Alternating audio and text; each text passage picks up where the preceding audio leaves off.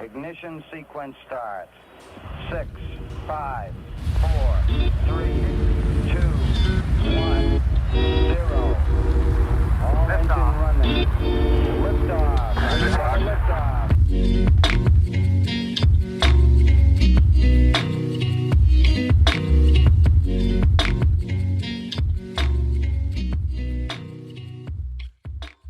What is up, guys? Klein here, bringing you this week's episode of Interplanetary Monkeys, episode number 110. We are deep, guys, almost at 2 years. Wait, we're already past 2 years. Does it really matter? Yeah, we're already past 2 years. Wow, I think we already even celebrated 2 years. There's 52 weeks in a year. Episode 104 was 2 years. Bottom line, it's been a long time, guys. And this week, we got a lot to talk about. It's quite a juicy one, I'm going to be completely honest with you. And the theme of this week's episode, human stupidity, like it is every week. All right? We may be doing all this crazy shit. You might have a smartphone in your hand. You might be able to communicate across the world. We may be launching ourselves in rocket ships to explore other planets, but at the end of the day, we are just monkeys. And it could not be more obvious than just a quick look on the news this week. A quick look on Twitter to see what people are bitching and moaning about. It's nuts, guys. It's nuts. It's funny. And it's humbling. All right. It's very humbling. I hope everyone is doing well. You know the deal. Enjoying the high if you're on one, and battling through the low if you're struggling a bit. Now, this last week, we had an ice storm in Austin, Texas. Now, I'm from the Midwest, and this is regular. Okay, when an ice storm happens in the Midwest or anywhere north, there's no crazy emails that are sent out. There's no crazy alerts that you get on your phone. And school's rarely canceled, right? You just handle it. It is part of life. It is normal. You think you're going to get out of school, your school better be damn near completely covered in snow for you to expect or see your county pop up on the list of canceled schools for tomorrow. Right? But here in Austin, it's very different. People down here don't know how to deal with extreme cold temperatures, whether it be snow, whether it be ice. The first thing is just infrastructure, right? They don't have the snow plows. They don't have the salt and the sand to cover the roads, etc., etc. They don't know how to deal with it, and they don't have the tools to deal with it. And as a result, when there is any type of extreme weather, a little snow, a little ice, things go into a panic. Okay, so this week we had some rain. And this rain was just very inconveniently timed with a below freezing temperatures, which resulted in a little bit of ice. Now, I will say it was pretty bad. Now, it was pretty bad because there was no salt on the roads and there's no sand for you to get traction with your car. And with this little bit of ice that you would probably laugh at, the entire city shut down. Not only did the entire city shut down, but the grocery store looked like our grocery stores after the first COVID announcement. Remember when we couldn't get toilet paper? It was almost identical at the local H-E-B here by me. It was nuts. Now, my first conclusion or my first observation during this panic and sellout is that a lot of people can cook, guys. I think we underestimate how healthy what a certain percentage of the population is. Okay? When I think of the general human, I think of fast food, frozen pizzas. They're just eating dog shit food. But to be quite honest with you guys, the produce section was damn near completely sold out. I think there was less availability in the produce section at my local H-E-B than there was the frozen pizza section. And for that, I am very proud. Okay? Shine on, humans. Shine on, Team Humans. I was very impressed. But it also shined a light on how people, how a large majority of people still cannot cook, because the frozen food section was just destroyed. That was my first observation. Very, very impressed by the amount of people that can actually cook and that bought produce. But it was just so interesting to me how hard the area got hit by this one day of ice. All right, and when I say one day of ice, I mean one day. So this happened Thursday. Friday morning, I woke up. As soon as the sun started shining, the ice was instantly melted. There were absolutely zero issues. But yet, school was still canceled for all these kids. That second day was very comical. Okay. That was really the kicker where I was like, oh, yeah, maybe this is a bit of an overreaction. Now, when I looked outside that day of that ice storm, there were 0 cars on the road because the communication from the public, from officials, government officials in the area, was crazy. Okay, I am getting messages on my phone. I'm getting email notifications from my apartment that you would expect to receive during an apocalypse. Okay, I was told in an email to make sure that my heating was on, of course. I was also told to leave the cabinet under my sink open and to leave my faucet dripping. Now, this is a bit confusing for me. Because we don't live in the North Pole, right? We're not dealing with crazy negative temperatures here. And if you have your thermostat anywhere above 65 degrees, there is no way that the faucet under your sink is going to freeze shut unless every single window is open in your home and you have zero heating happening. It didn't make any sense to me. I was like, are we going to get hit? Are my windows going to be busted open? Like, why am I being told to leave the cabinet under my sink open? And I got paranoid. The day where I was locked in, I had nothing to do. My thermostat was on. It was around 70 degrees. And I go over there and I actually check the faucet. Is there some kind of phenomena here where this is just an isolated chamber of temperature and it's going to be really... No, you thought wrong.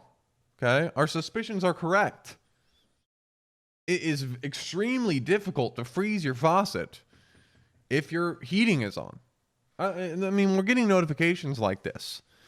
You should have seen the emails in my inbox. It was like, what is about to happen? Are we about to get hit with a blizzard?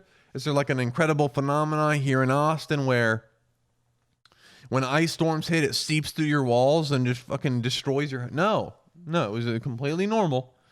You deal with this kind of stuff 4 months out of the year in anywhere north. It was very odd, guys. It was very odd. Now, I believe, to give these people credit here in Austin, I believe that a lot of the panic and a lot of the precaution is a result of the ice storm or the snowstorm last year that kind of devastated a lot of this area. It was pretty bad. So people are taking extra precautions, but it was just a very interesting scenario. The hype up to it, I was like, what the hell do I expect? It was 9 p.m. the night before the ice storm, and I thought I was going to be able to go to the grocery store the next day. And I'm talking to people what do I expect here? They're like, go get food now. Go get food now. Everything's going to be sold out. People are freaking out. Everything's going to shut down. You're not going to be able to leave your house. I was like, what the hell is going on, dude?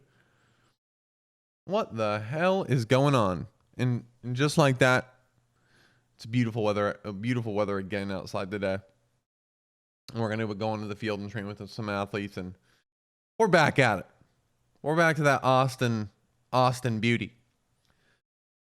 On the other side of things, guys, still in my neck of the woods, I guess you could say, is the Joe Rogan barrage of hate and cancellation. And we got to talk about this, guys, because it's 2022 in a nutshell. It's the last three years in a nutshell. This cancel culture. First and foremost, guys, this is important.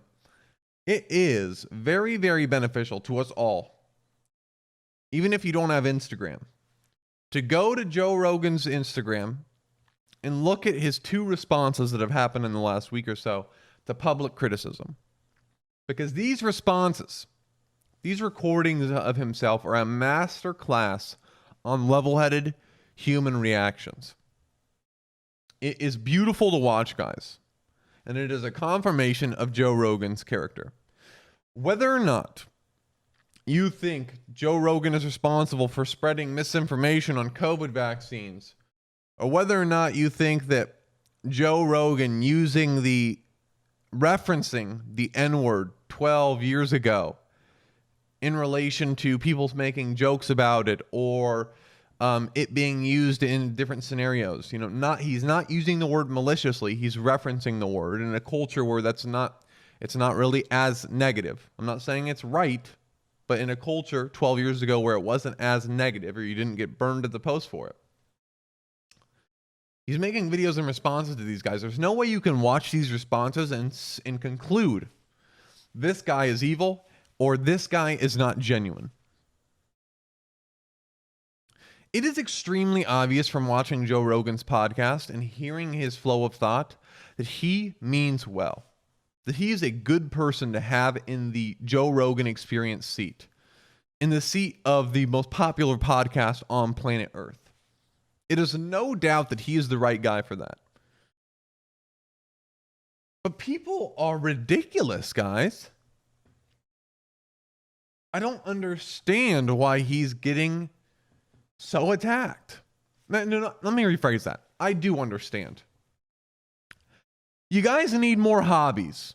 Okay, you Joe Rogan haters, one, you need more hobbies. You need to be on your phones less. And you just need to get busy. The fact that we are hating on this man for slip-ups in speech.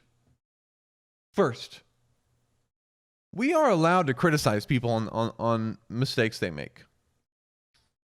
But it is the extreme to which we go to not only address an issue or address a mistake, but cancel someone because of a mistake that is a serious issue.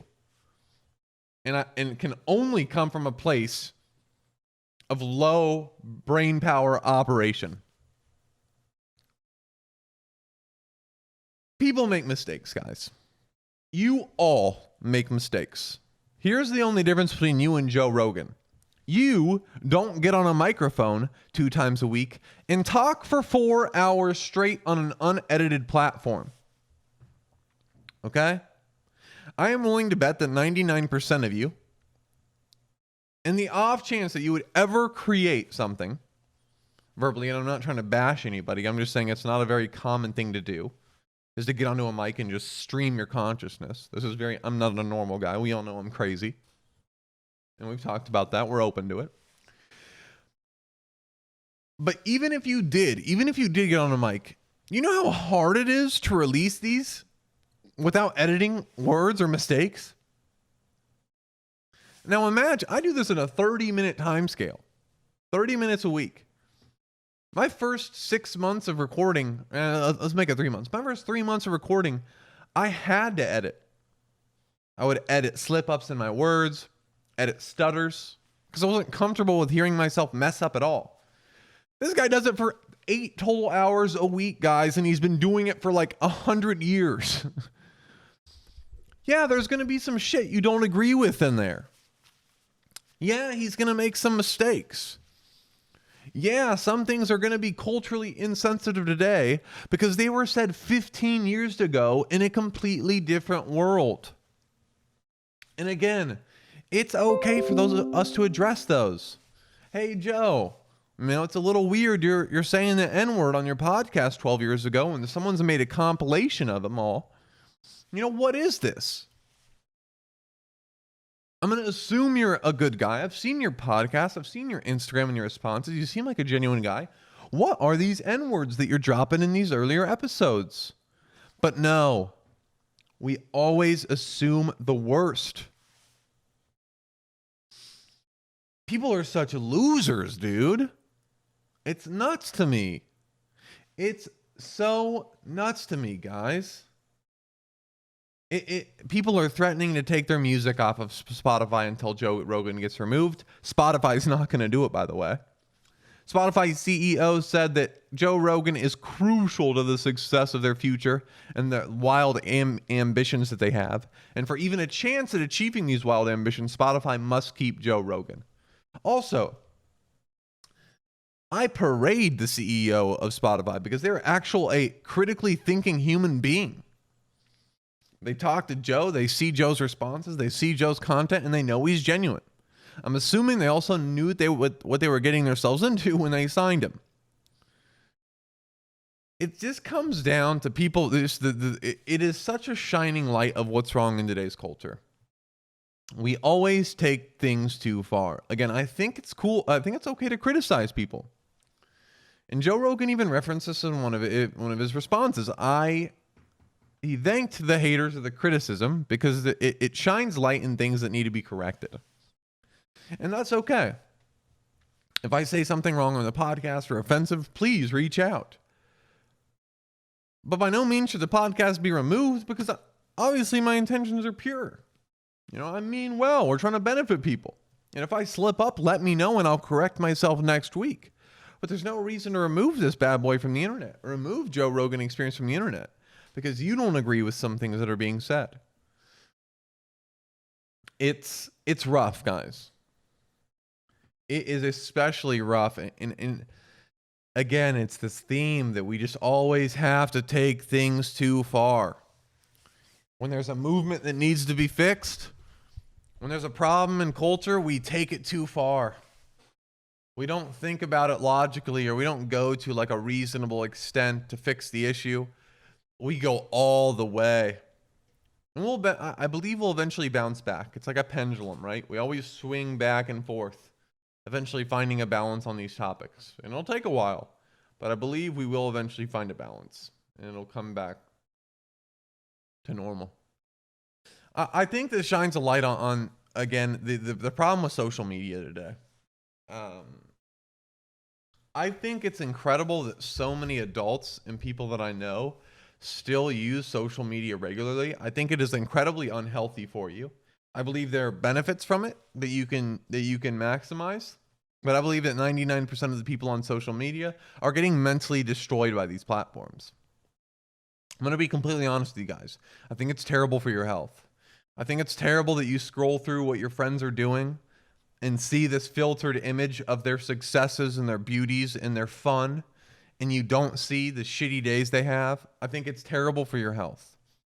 I think while I am very open about my comparative mindset, and it would make it seem that I have a mental health issue or I have a terrible ability to filter out this stuff because I'm so open about it, I think that's not correct. I think we all deal with these issues. I'm just very open about it.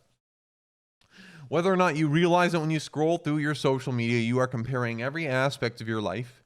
You're comparing yourself in the present moment to your friend on a beach right now in North Carolina smiling.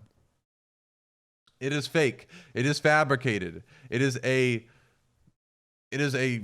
construction, or it is an assembly line to farm likes and emotes so people can feel better about themselves. So they portray their life much better than it actually is because that's what gets likes. No one will like their post if they talk about how shitty their life is, but that doesn't matter. I want a dopamine hit right now. I want more followers. I want to be popular. It's terrible for you. It is terrible for you. Now, I tune in every now and then to tell people about my life, and I'm very open when I'm dealing with mental health issues, when I'm battling through issues in life, when I'm not doing well, when I'm doing well. And it's rough, guys. And people that succeed in the social media space, I think it is so sad. I really do. I think what works on social media when it comes to, let's say, the fitness space or, any type of business on social media, I think it is sad. I really do. These fabricated images and catchline phrases, I will never participate ever. I don't believe in it. I don't believe in portraying my life like that. Now, if it ever comes down to it and actually hiring someone to, I don't want to back myself into a corner here and like in 5 years have like a crazy Instagram. But if it ever comes down to it, I'll hire someone else to handle that business side of things. Because it can be turned, social media can certainly be a business, and it is. But I will never participate. I will never be the leader of that journey. Because I believe it causes the problem. It's the root of the problem. Okay. It's such an issue, guys. Bottom line, especially like platforms like Twitter, is when you put on a performance, when you host a podcast, when you create something, when you make an opinion about something, it's okay for people to disagree with you. And this happens in the real world. You go hang out with your friends, you have an opinion, maybe your friend gets pissed off and says, "Yeah, I don't agree with you, man." Or you do something and there's certain people in the world that if they knew about it wouldn't be very happy. And that's okay. Right? If you don't have haters, you're doing something wrong. Right? If no matter what stance you take, you're always going to be in disagreement with someone else. And that's okay, and that's completely healthy because you go back to your life, you keep living. But with social media and things like Twitter, when you post a podcast, or when you have a show, or when you make an opinion, Twitter is the equivalent of then talking at a coffee shop with someone you disagree with, and then having to get into the car and have that person that disagrees with you yell in your ear about how shitty your opinion was. Or after you had, let's say you are an music artist, and you had a beautiful show, but a couple people in the audience didn't like your music. They always will. It's a percentage game. Not everyone's going to like what you create, which is okay. That's fine. You're completely entitled to your opinion. But then after your show, you get in a car to go to your hotel, and those 5 people that hated your music at that concert, out of the 10,000, are sitting in there fucking yelling in your ear about how shitty your music was. This is the world we live in. This is the world we live in with these platforms. And I really appreciate the people that outsource their social media work and have someone else do it. Because it is not healthy, guys. It really isn't. You posting booty pics in the mirror, it's not healthy. You're posting booty pics expecting a certain amount of likes. Posting bikini pics, hoping to impress someone. It's not good. It doesn't look good either. It's not helping you. Put down the fucking phone. Stop rushing to get into relationships. And work on yourselves, guys. Seriously. We have some unhealthy people out there. Because if they're not on their phone, leeching or getting energy from likes and attention on social media, they're getting energy from a relationship. Guys, it's rough. It's rough. And I could talk on this forever. I'll tell you right now, my life is 100% better since I've gotten off social media. Keep in mind, I still, update people and still use the benefits of the platform. Communication with people from long distances to update people on how my life is going. But I could care less to post updates on my business or my app development or what clothes I have in my closet. Like, get the fuck out of here. Okay? Get more busy, guys. Get more hobbies and get the fuck off those apps. It is not good for your brain. In more news, we're going to get more to objective information here. In more news, digital currencies are the future. All right, and if you didn't already think so, I can confirm it for you right now. And I'm not talking about Bitcoin. I will say that cryptocurrencies, Bitcoin, they certainly are the future, and they're going to hold immense value in the future because the world is going digital, and digital currencies are blah, blah, blah, blah, metaverse, blah, blah, blah, blah, blah. You guys know the deal, okay? As humans advance, we're going to be spending more and more time in the virtual space. There will be virtual land, and there will be virtual currencies. But, as you guys probably know, everything has been decentralized right now. The governments aren't making cryptocurrencies until now. The United States has finally figured it out, guys. They're a little late, But we are in the talks of creating a national currency in the digital world. This national currency for the United States being the CBDC, or the Central Bank Digital Currency of the United States. Now, it's a little weird, right? Because money already operates in the virtual space. If you have Cash App, Venmo, you trade US dollars through a virtual currency, right? Or through a virtual space. The only thing is right now is that is actually not a virtual coined token, is that it still is represented by physical cash. And it seems what they want to do is join this cryptocurrency journey and actually make themselves a token. Essentially their way of getting their hands on the digital currency space, not being left in the dust by coins like Bitcoin. I mean, yeah, it's kind of a, you know, it's hard to say what this is. It seems like, you know, your buddy that felt like he was missing out on the playground bought cool shoes to join up on with all his friends, you know. What is the actual utility of it? I'm not exactly sure yet. Again, the US dollar already operates as a digital currency in some way, just because all the apps we have. You can completely operate without physical cash using US dollars, right? That's my point. So the actual utility of this CBDC, the Central Bank Digital Currency of the United States, is a mystery to me. We'll talk about it more as it comes, because it is very, very important. And I think it's just, again, a shining light on the virtual expansion of humanity. Okay, the future is going to be gnarly, friends. I will say that. The future is going to be gnarly. Before we end today's episode, let's talk briefly about what's going on with me.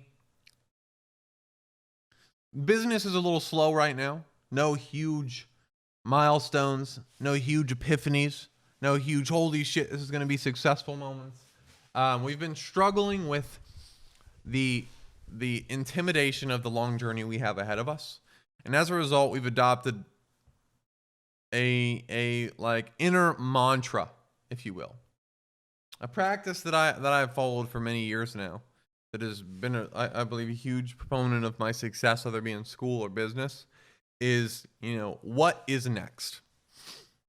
Things can be very feel unsurmountable, right? I can look in the future and say, holy shit, I need to raise $75,000. I need to have 5,000 users. Holy shit. Even saying that out loud gives me anxiety. Holy shit, is this possible? How do I get there? And the mantra I've taken down to relieve stress, especially for us overthinkers, is, what is my next step? I've spent the time to iron out every single step to that journey. Every single step to $1 million application. Now, that allows me to focus on what is next. Update a landing page for the app. That's next. Cool. Not thinking about anything else. There's nothing else I can do. There's nothing else that I am putting aside, that I am neglecting. I need to build this app, this landing page. Cool. That's very surmountable. I can do that in like 4 hours. Awesome. Laid out the landing page. We wait till the landing page gets here. Boom, landing page is created. Awesome. What's the next step? Reach out to media companies about the landing page. Hey, I have this app. Ow, I got some in my eye. Come check out what we've created. There's a landing page for it. There's information. Maybe write a news article on it. Cool. What's the next step after that? Go talk to coaches. Cool. Go talk to people. Say, hey, look at our app. What's the next step after that? Go try to raise $75,000. Boom. Stress, anxiety, panic attack. Now, if I try to think about this process and what I need to do as everything as a complete package, it becomes very stressful. Not only does it become very stressful, but it becomes very intimidating. And intimidation slows you down, right? There's fear. There's second-guessing thoughts. And it helps so much. And I used to do this in school, too. I think I do this in every aspect of my life. It helps so much to boil it down to small goals. It's a very hard thing to say, you know what? For the next 3 years, I'm going to go to the gym every day. And in 3 years, I'm going to be jacked. And during those 3 years, I'm going to eat healthier. And it's very hard to do. But it is very easy to say, you know what, tomorrow I'm going to go to the gym and eat healthy. Very surmountable. We can do that. I can watch a motivational video and kick myself in the ass. And then once I complete tomorrow, we do it again. Tomorrow, I'm going to do it again. It becomes much more achievable, you know, very much in control. And as a result, it's much more focused, less stress. We're not thinking about the future when we should be focusing on our next goal, right? I should be trying to build this landing page, but instead I'm asking myself, holy shit, how the hell am I going to raise $75,000? It doesn't matter, because that's not what step we're on. Every single this is the key. This is the key, and it's helped me out so much. I'm not thinking long term as much. I'm not dreaming about the future of the app as much. It is, what is my next goal? Everything is laid out. I've done all the work. I've done all the thinking, and I've put all the entrepreneurial spirit into the app. What is my next step? And it's gotten me so far, guys. It's gotten me so far. So hopes are high for the digital app. Very excited. Feedback on it from testers was incredible. People enjoyed it. A lot of 5 out of 5s. A couple 4 out of 5 ratings because some of the UI was confusing, and rightfully so. I still think there is a lot of work that needs to be done on some of the pages or some of the features in our application. But overall, it's damn impressive. It is damn impressive. And sooner or later, I'll be able to share the link with you guys on here and have some of you guys potentially go through and test. So, hell yes. Hell yes. We're going to call it there, guys. Got to get to the fields. Again, if you guys are enjoying life, ride it out. Learn to appreciate it, because it will turn back around. You're going to have a couple rough days. Peaks and valleys, friends. Peaks and valleys. Stay off social media, and if you're on it, be aware of how it's affecting you. Be aware of how much you're on it. Are you just defaulting to open up your phones? It's terrible for you. Stop scrolling. Stop scrolling, friends. All right. All right. This is Hunter Klein, and that's it for this week's episode of Interplanetary Monkeys. Y'all hear from me next week. Peace, peace.